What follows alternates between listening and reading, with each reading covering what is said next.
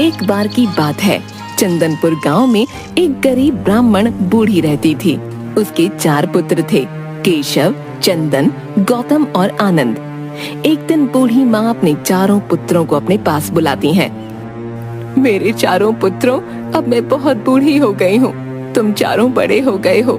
मेरे पास तुम्हें देने के लिए कुछ भी नहीं है। तुम तो जानते ही हो, बहुत कम आयु में तुम्हारे पिताजी तुम्हें छोड़कर चले गए थे। मैंने बहुत मेहनत करके तुम 4 को बड़ा किया है। अब जब तुम खुद अपना अच्छा बुरा सोचने के योग्य हो गए हो, तो मरने से पहले तुम्हारे पिताजी ने तुम्हारे लिए जो आदेश मुझे दिया था, उसे आज मैं तुम्हें बताना चाहती हूँ मेरे पुत्रों। 4 भाई ये सुनकर खुश हो जाते हैं। ये आप क्या बोल रही हो माँ? आखिर कैसा आदेश दिया था पिताजी ने तुम्हें? बताओ हमें। हाँ माँ, बताओ, तुम किस आदेश की बात कर रही हो? ऐसा कौन सा आदेश है जिसे पिताजी हमें देकर गए माँ? बेटा, तुम्हारे पिताजी ने तुम 4 को यह आदेश दिया था कि जब तुम 4 बड़े हो जाओ तो यहाँ से कोसों दूर एक जंगल है जिसमें योगी भैरव नंदा रहा करते हैं। जब तुम 4 बड़े हो जाओ तो तुम्हारी जो भी इच्छा होगी वो तुम उनसे मांग लेना। भैरव नंदा बहुत बड़े ज्ञानी महात्मा हैं। वो तुम्हें तुम्हारी इच्छा पूर्ति का मार्ग अवश्य बताएंगे। क्या सच में माँ? अगर ऐसा है तो हम अवश्य ही योगी भैरव नंदा के पास जाएंगे और जो भी मार्ग वो हमें हमारी इच्छा पूर्ति के लिए बताएंगे, उसे हम 4 भाई अवश्य अपनाएंगे माँ। हाँ माँ, हम अवश्य ही भैरव नंदा योगी के आश्रम जाएंगे। ठीक है मेरे बच्चों, लेकिन तुम तीनों ये अवश्य ही ध्यान रखना कि तुम्हें अपनी इच्छा पूर्ति के लिए अपने मन में लालच को उत्पन्न नहीं होने देना है। अगर ऐसा हुआ तो तुम्हारा मार्ग तुम्हारे लिए अभिश्राप बन जाएगा। और जल्दी मेरे पास लौट आना, मुझे तुम्हारा इंतजार रहेगा। ठीक है माँ, हम आपकी ये शिक्षा अवश्य ही याद रखेंगे। हम अपने मन में लालच को उत्पन्न नहीं होने देंगे। अच्छा माँ, अब हम योगी भैरव नंदा के आश्रम की ओर चलते हैं।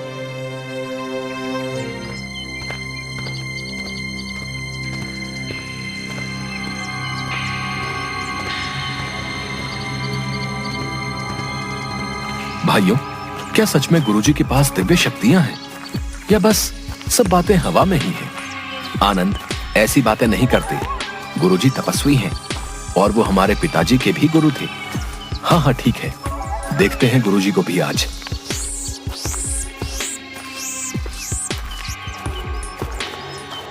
थोड़ी दूर चलने पर उन्हें भैरव नंदा का आश्रम दिखाई पड़ा।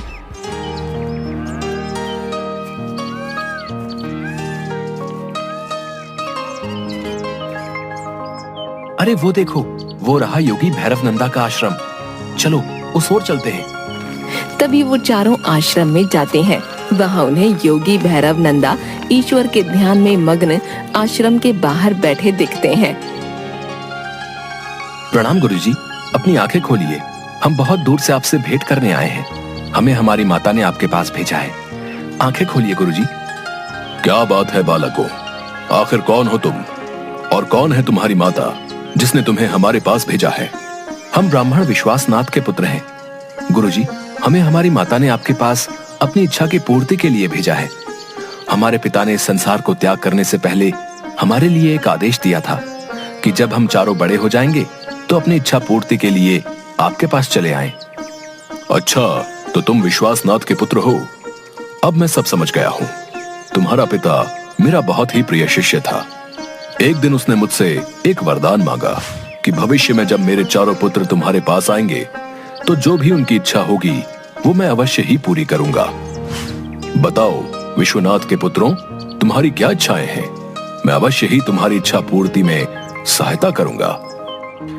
गुरुजी, वैसे तो हमारी कुछ महत्वपूर्ण इच्छाएं नहीं हैं, लेकिन हम चाहते हैं जो भी आप हमें अपने आशीर्वाद के रूप में दे देंगे उसे ही हम अपनी इच्छा और आपका उपहार समझ लेंगे।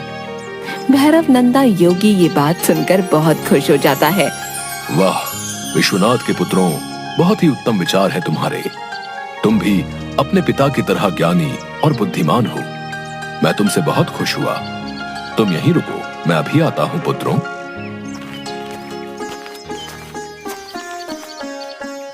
अरे अरे, ये क्या बोल दिया भैया ने? ये योगी भैरव नंदा योगी तो हमें बहुत कुछ दे सकता है, लेकिन लगता है भैया की बुद्धि पर तो पत्थर ही पड़ गए हैं। अब ना जाने ये योगी हमें क्या ही उपहार में देगा, और जो देगा वो हमारे काम का होगा भी या नहीं, भगवान जाने। मुझे मौका मिलता तो मैं इतना धन दौलत मांगता कि 7 पुश्तें आराम से खाती। हाँ। जिसके बाद भैरव नंदा अपने आश्रम की कुटिया में जाता है और 4 जमीन खोदने वाली कुदाल लेकर आता है और चारों को एक एक कुदाल दे देता है। ये देखकर चारों बहुत हैरान हो जाते हैं। गुरुजी, इस कुदाल का भला हम क्या करेंगे? क्या ये हमारे किसी कार्य में उपयोग में लाई जा सकती है गुरुजी? हाँ गुरुजी, भला ये कुदाल हमारे किस काम की? इस कुदाल का भला हम क्या करेंगे? ये कुदाल ही मेरा तुम्हारे लिए उपहार है पुत्रों। इसके द्वारा ही तुम्हें मेरे द्वारा दिए गए उपहार प्राप्त होंगे। तुम आगे जंगल में जाकर जिस भी स्थान में इस कुदाल को जिस भी जमीन पर चलाओगे, वहीं तुम्हें तुम्हारा उपहार मिल जाएगा। लेकिन पुत्रों, ये ध्यान रखना, ज्यादा अधिक उपहार की अपेक्षा मत करना, वरना तुम्हारा सर्वनाश हो जाएगा।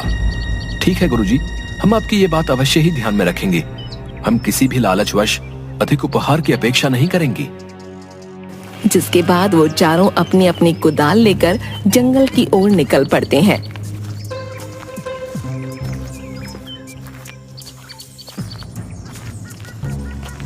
मुझे लगता है हमें इस कुदाल से यहीं खोदना शुरू कर देना चाहिए। गुरुजी के दिए उपहार हमें यहीं इसी जमीन के अंदर मिलेंगे। हाँ भैया, आप बिल्कुल सत्य कह रहे हैं। हमें यही गुरुजी की दी कुदाल से खुदाई शुरू कर देनी चाहिए।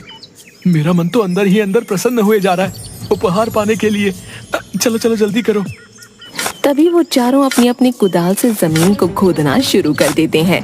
जिसके बाद जब केशव कुदाल से जमीन खोदता है तो उसे अचानक से बहुत सारे तांबे के कुछ सुंदर बर्तन दिखाई पड़ते हैं। अरे वाह वाह, ये तो बहुत ही सुंदर तांबे के बर्तन हैं। इन्हें तो मैं माँ को जाकर दूंगा।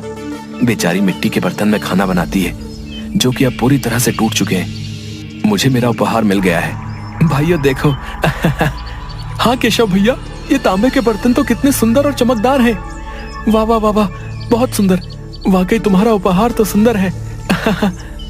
अरे भला ये भी कोई उपहार हुआ? ये मामूली से तांबे के बर्तन है।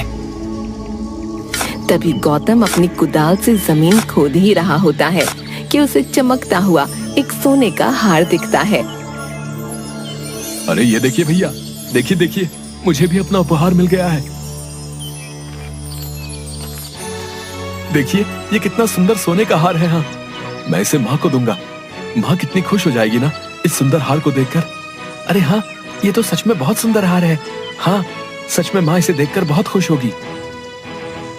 और चंदन अपनी कुदाल से जमीन खोदने लगता है कि तभी उसे एक पोटली दिखती है। अरे ये कैसी पोटली है? अरे भाइयों देखो देखो, मुझे अपना उपहार मिल गया है।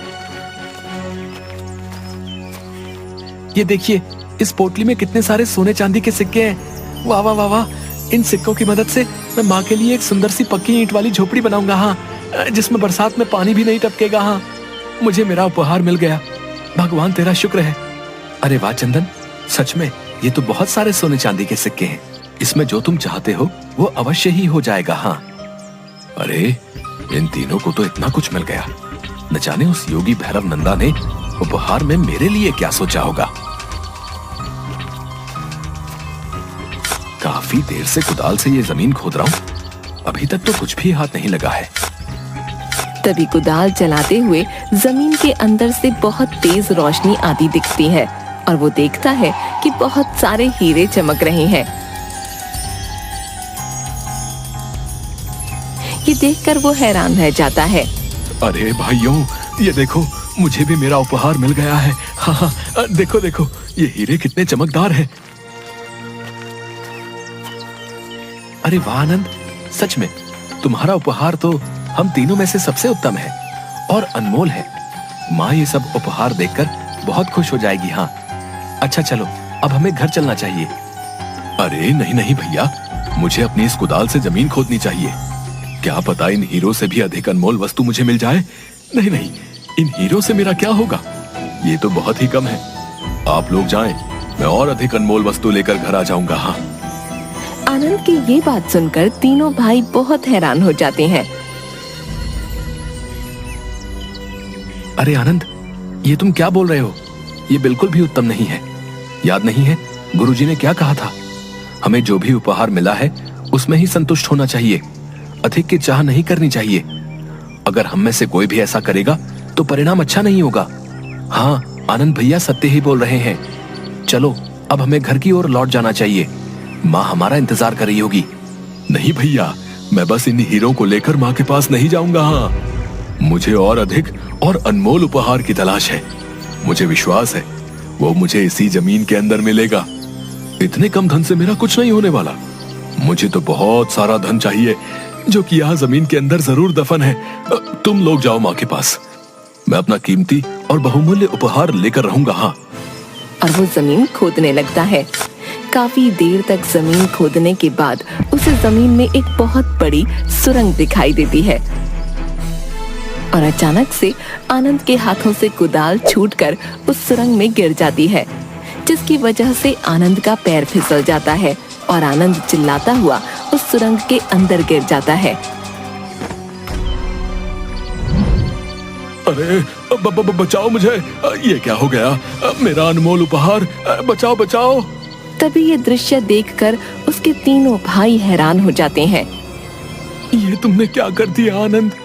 अपने लालच के कारणवश तुम अपनी ही बनाई सुरंग में गिर गए। इसीलिए ही भैरव नंदा गुरुजी ने ये कहा था कि तुम्हारा लालच ही तुम्हारे सर्वनाश की ओर ले जाएगा। ये तुमने क्या कर दिया आनंद? अरे मेरे भाई, तुम्हें तुम्हारा लालच ले डूबा। अब हम क्या करेंगे? वापस आ जाओ भाई, भाई बाहर आ जाओ भाई, मेरा प्यारा भाई। और तीनों भाई फूट फूट कर रोने लगते हैं। किसी ने सच ही कहा है कि हमें धैर्य और सब्र से काम लेना चाहिए। लालच विनाश का कारण है। यहाँ अगर आनंद कम धन में संतुष्टि कर लेता तो उसे मौत के मुंह में जाना नहीं पड़ता।